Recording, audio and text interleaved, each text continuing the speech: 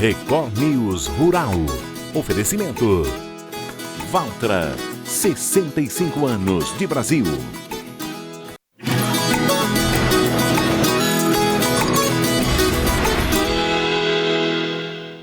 Oi, bom dia para você. O Record News Rural está no ar.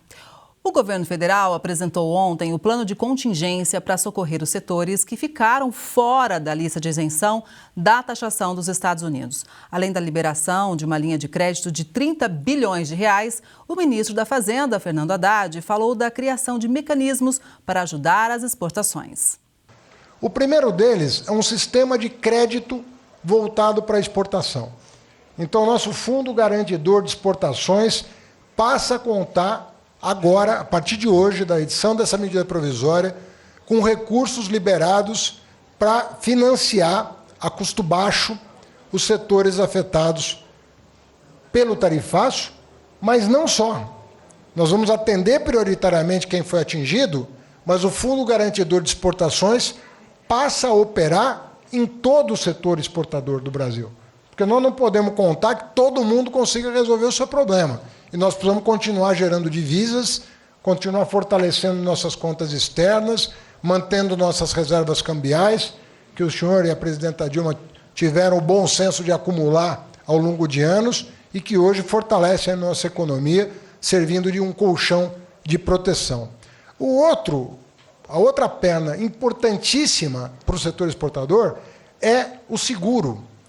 Sem seguro, você não consegue manter as exportações. E esse era outro setor absolutamente debilitado do nosso sistema voltado para a promoção das exportações. A outra questão, também já citada, as compras governamentais estão sendo flexibilizadas para que União, Estados e municípios possam adquirir produtos que tinham outro destino para, eventualmente, atuar aqui nas políticas públicas que são conhecidas de todos. Então, os governadores e prefeitos que quiserem comprar produtos perecíveis para merenda escolar, como é o caso do governador Eumano, que nos procurou com essa demanda, não só para o pescado, para a manga, mas para qualquer produto perecível que tinha o destino, sobretudo os Estados Unidos, nós vamos conseguir adquiri-los e colocar aqui nos programas governamentais. Na sequência, o presidente Lula reafirmou que a questão com os Estados Unidos não é econômica e falou sobre a necessidade de conquistar novos mercados. Nesse momento, nós estamos tentando aproximar a relação, procurando nosso parceiro. Eu já falei com a Índia, já falei com a China, já falei com a Rússia, vou falar com a África do Sul, vou falar com a França, falar com a Alemanha, eu vou falar com todo mundo.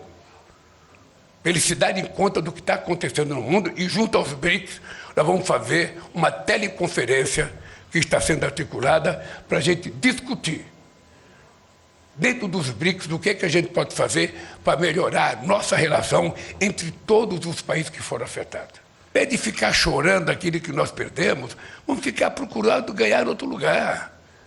O mundo é grande, o mundo está ávido para fazer negociação com o Brasil. A gente quer negociar. A gente quer vender e quer comprar para os Estados Unidos e para o resto do mundo. Apesar do suco de laranja estar isento do tarifaço norte-americano, os subprodutos da fruta continuam taxados. O prejuízo total para o setor pode chegar a quase 3 bilhões de reais. O governo dos Estados Unidos impôs tarifas de 50% sobre os produtos importados do Brasil e criou uma lista de exceções. O suco de laranja está nesta lista. Seus subprodutos, no entanto, ficaram de fora. Dentre esses produtos, a gente tem dois grupos principais, os óleos essenciais e os gominhos da laranja. Esses dois produtos eles são muito importantes para a indústria de alimentos, seja para você fazer o suco reconstituído, que corresponde a 60% do mercado americano, ou para a indústria de cosméticos, de perfumes, e tem diversas aplicações. Nos Estados Unidos, cerca de 58% do consumo de suco é composto por suco reconstituído, um produto concentrado com consistência semelhante à do leite condensado. Após a importação, o suco recebe água. Os gominhos da laranja e os óleos essenciais responsáveis pelo aroma são adicionados depois a essa mistura. Os óleos responsáveis também pelas notas cítricas nos perfumes são fundamentais para a indústria de cosméticos. Na safra passada, a exportação desses subprodutos rendeu o equivalente a 973,6 milhões de reais. Com a taxação, esse montante deixaria de entrar no Brasil. Somado a isso, está também o impacto estimado da tarifa de 10% sobre o suco de laranja, em vigor desde abril, calculado em 566,7 milhões de reais. Quando a gente junta esses dois dados, a gente vai ter um total de 1,5 bilhão de reais de despesas adicionais em termos de tarifas pagas ao governo americano. Isso é muito ruim, tanto para a cadeia brasileira que exporta para os Estados Unidos, quanto para a cadeia americana que importa esses produtos. E vamos lembrar, os Estados Unidos representam 36% da pauta brasileira quando se diz respeito às exportações desses subprodutos. Além do impacto tarifário, o setor enfrenta a retração nos preços internacionais, consequência do aumento na oferta de frutas em relação à safra anterior. Com isso, a perda estimada de receita com a desvalorização é de 1,43 bilhão de reais. De acordo com a Citrus BR, a Associação Nacional dos Exportadores de Sucos Cítricos, somando os efeitos das tarifas, a queda nas cotações, as perdas totais do setor podem ultrapassar 2,9 bilhões de reais. Vamos continuar aí acompanhando e torcendo para que numa próxima revisão, quem sabe esses produtos possam ser isentos e com isso diminuir o prejuízo que afeta toda a cadeia. E agora a gente fala de um produto básico na mesa dos brasileiros. Os preços do arroz em casca variaram na última semana, isso de acordo com a demanda pelo produto. Em algumas regiões acompanhadas pelo CPEA, os valores do arroz em casca subiram, puxados pela procura de varejistas e atacadistas para repor estoques. Já em outras áreas, o preço caiu com a oferta do produto acima da demanda. Mas, no geral, de acordo com o levantamento do CPEA, o que prevalece é a restrição de vendedores, que esperam melhores cotações para negociar. O aumento nas exportações pode impactar nos valores, porém, na semana passada, a queda da taxa de câmbio limitou novos embarques, além de ter restringido a liquidez doméstica. Possíveis intervenções governamentais para a compra de produtos também são esperadas, mas se isso acontecer, os impactos devem ser sentidos apenas a médio prazo. A estimativa de produção de café deve passar por reajustes negativos, isso porque o rendimento está menor do que o esperado. A colheita brasileira de café arábica deve ser finalizada ainda este mês na maioria das regiões produtoras. Porém, de acordo com o CPEA, os dados oficiais de produção devem ser revisados nos próximos meses, já que o rendimento está menor que o esperado.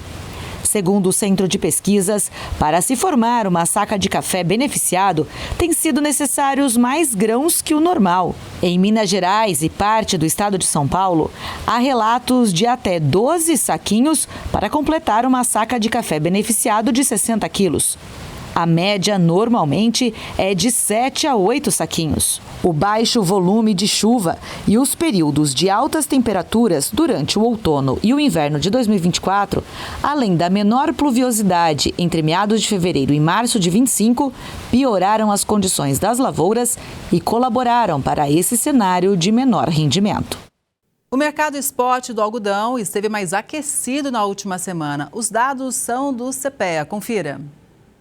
Vendedores e compradores de algodão em pluma estão mais interessados na comercialização da pluma nos últimos dias. Com isso, o mercado spot de algodão esteve mais aquecido. O ritmo de negócios de contratos a termo também aumentou, de acordo com o CPEA. Por conta da menor paridade de exportação, que está nos patamares observados em maio de 2024, os preços também apresentaram ligeiros recuos. Por isso, as vendas internas estão mais atrativas para o setor. Agora a gente traz a previsão do tempo para todo o país.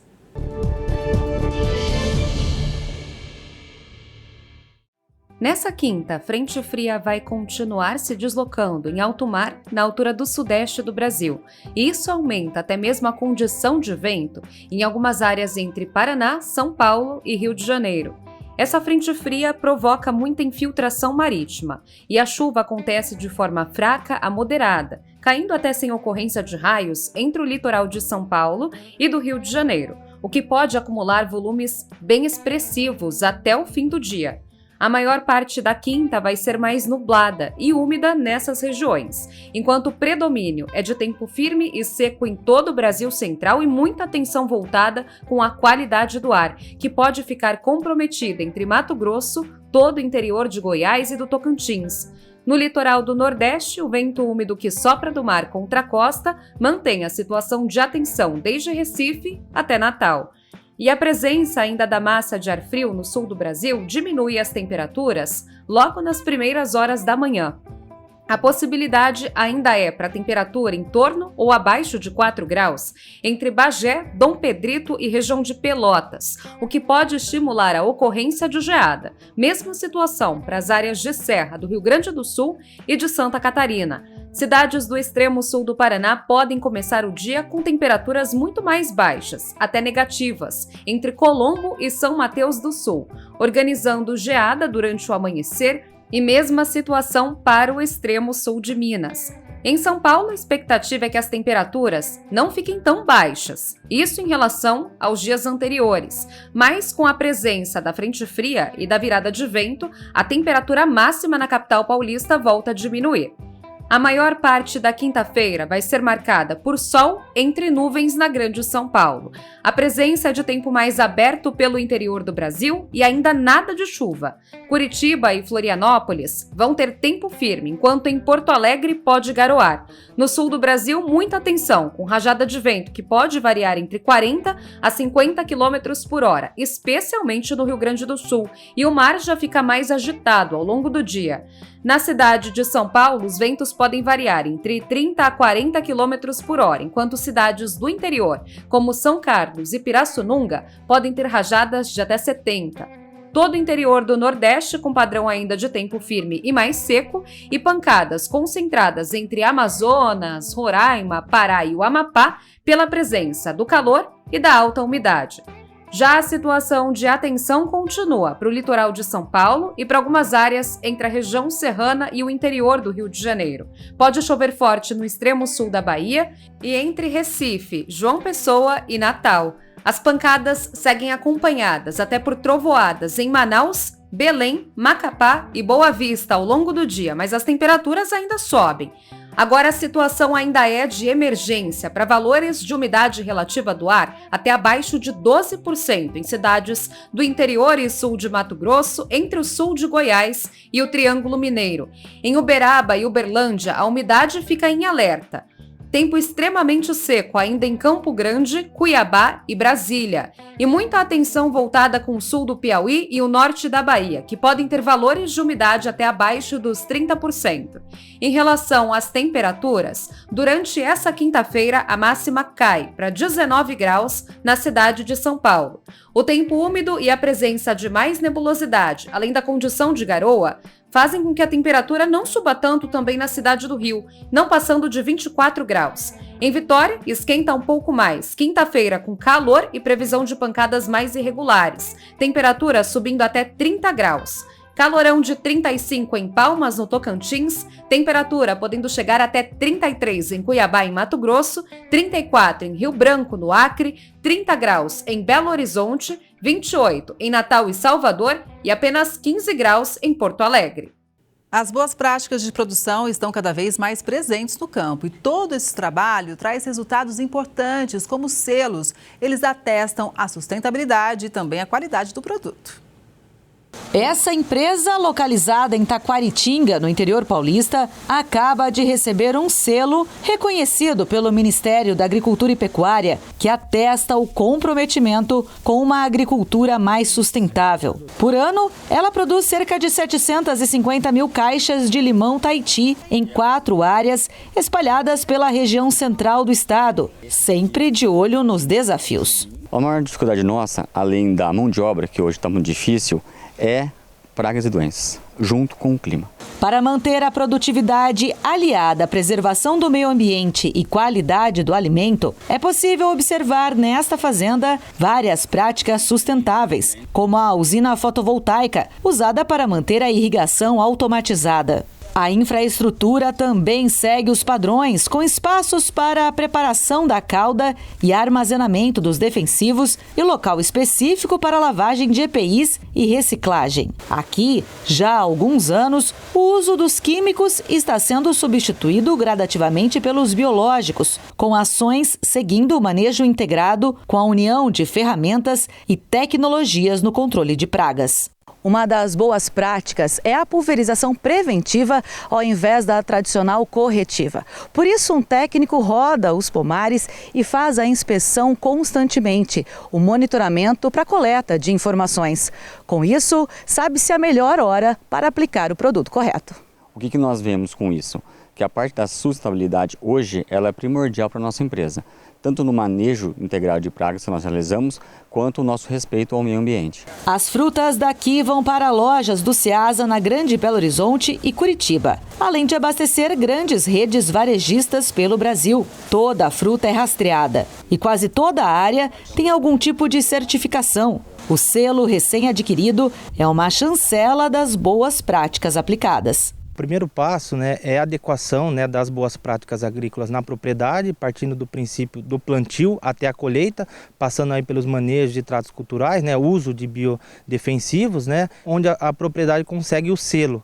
E esse selo é onde promove a comunicação do produtor com o consumidor final através do varejo. Hoje, mais de 50 empresas produtoras de diversas culturas participam desse programa. Já são mais de 50 mil hectares certificados para várias redes de varejo. As boas práticas seguem todo o processo, do campo para a indústria de beneficiamento. Aqui, as frutas passam por uma espécie de scanner, onde são separadas e preparadas para a distribuição.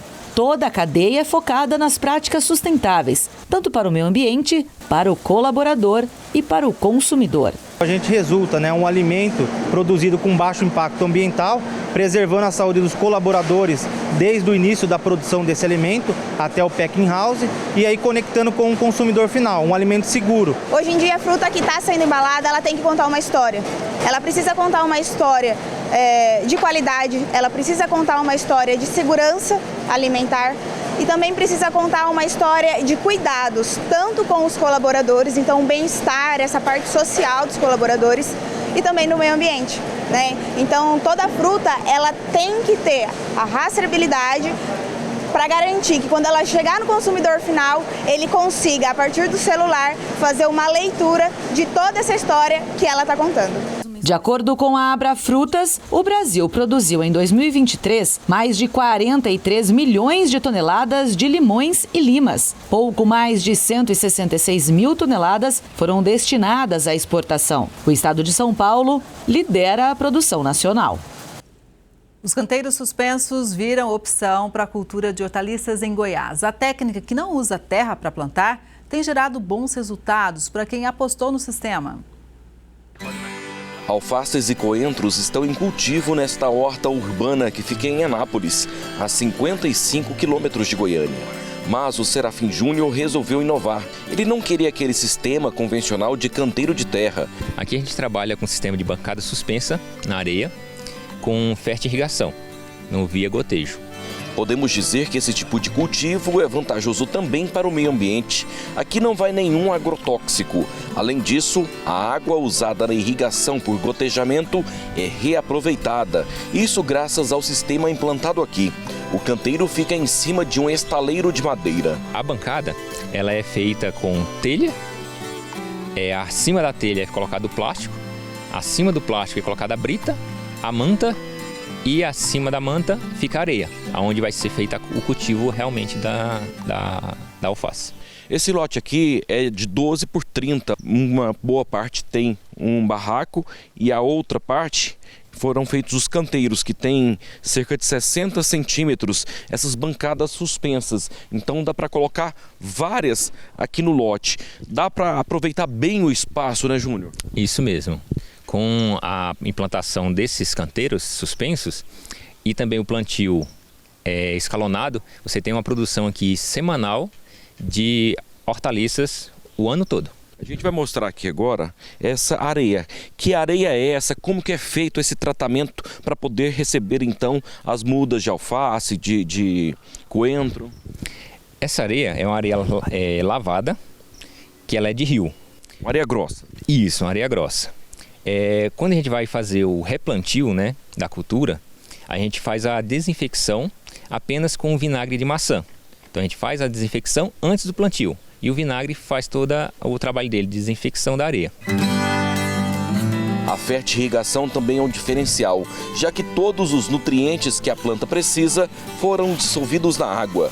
E aqui, as hortaliças são irrigadas dentro de períodos programados. Toda a água que é utilizada aqui no sistema, que pode até estar na bancada, ela é recolhida totalmente para a caixa d'água de volta e quando é feito o novo acionamento da bomba, ele é reutilizado, então não tem desperdício de água. O horticultor não esconde a satisfação em estar apostando neste sistema. O negócio tem dado tão certo que o Júnior não está conseguindo atender a clientela com apenas 5 canteiros em atividade. Agora, ele construiu mais 5 unidades. Isso tudo para ampliar a horta que fica no lote da casa dele. Aqui na horta tem alface crespo, crocante, tem o americano também. E a gente percebe aqui, ó, nas mãos do Júnior, que as plantas estão bonitas. Como dá para ver aqui nesse pé, né, que a gente fez a colheita agora, a gente fez a colheita com a raiz, para ela ter uma duração maior na mesa do nosso cliente, porque a pessoa para consumir um alface desse aqui demora alguns dias. Então com isso, com a raiz, ela dura bem mais e ela tem um desperdício de folha bem menor, pois essas folhas que estão aqui embaixo, ela fica em contato com a areia e não tem aquela questão de desperdício.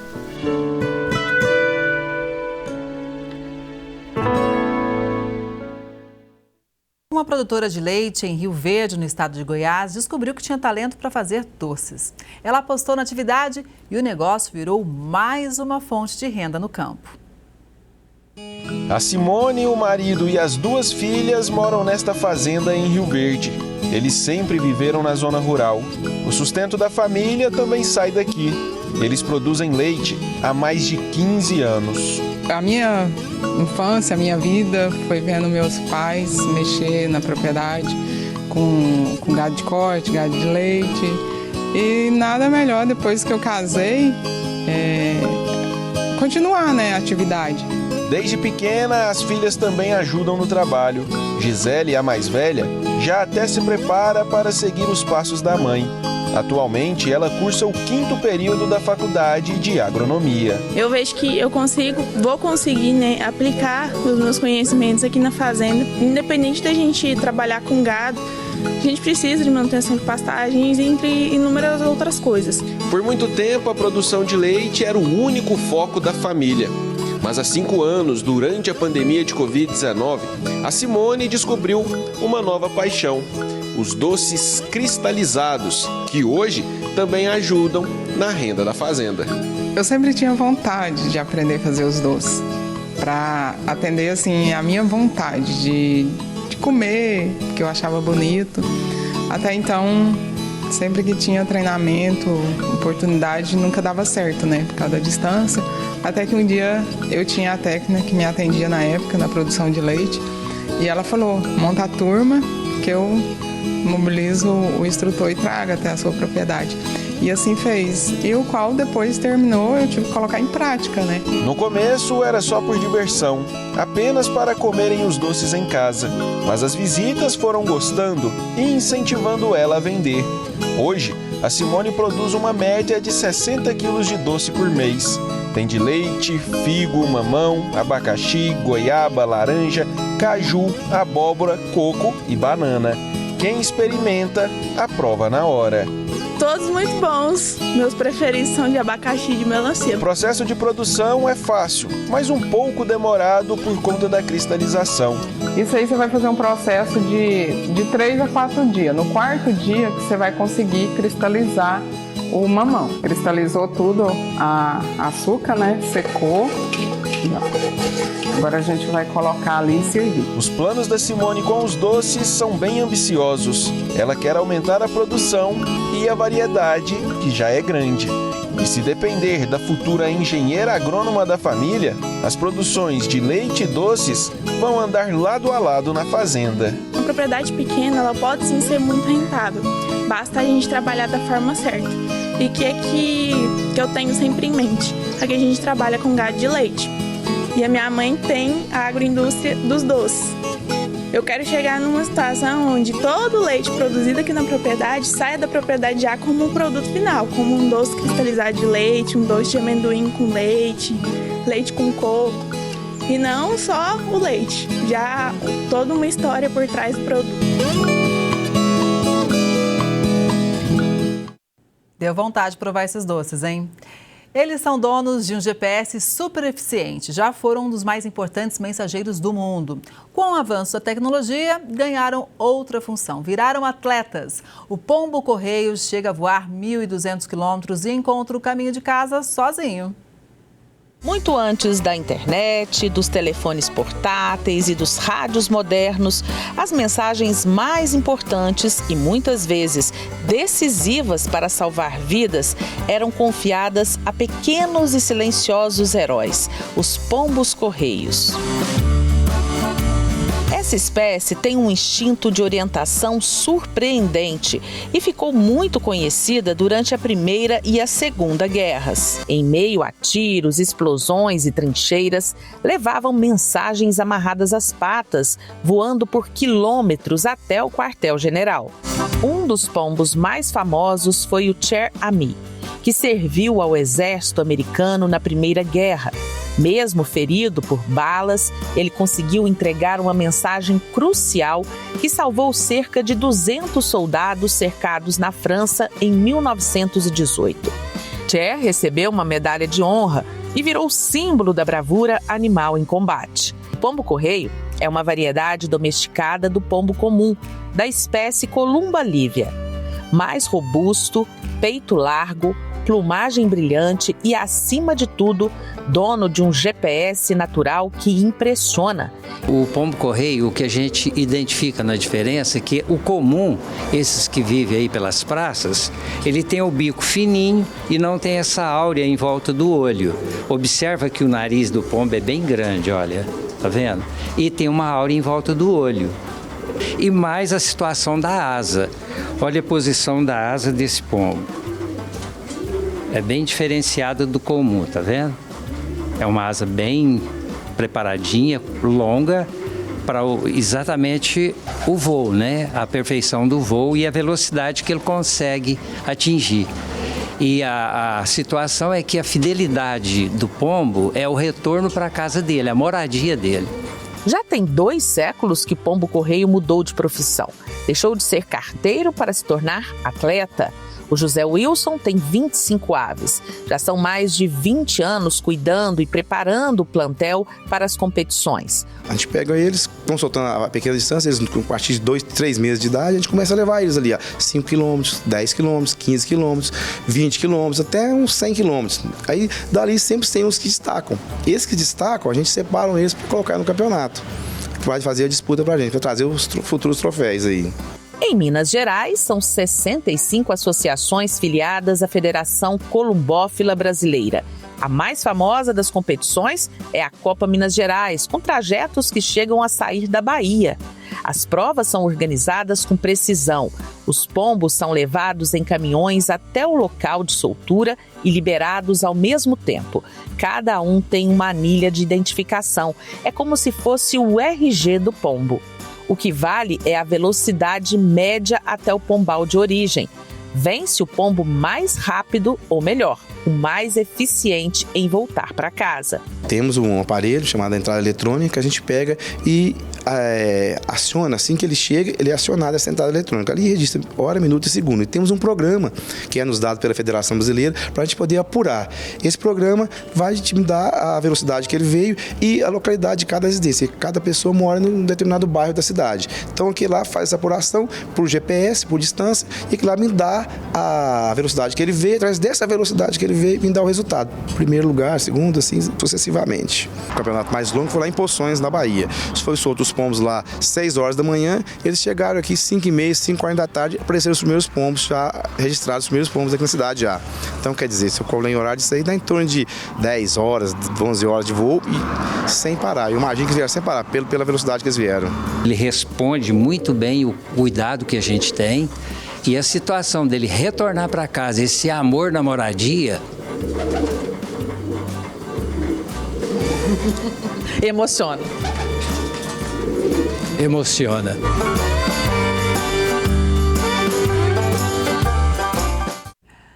Essa edição do Record News Rural fica por aqui. Obrigada pela sua audiência. A gente se vê no próximo programa, combinado? Até lá.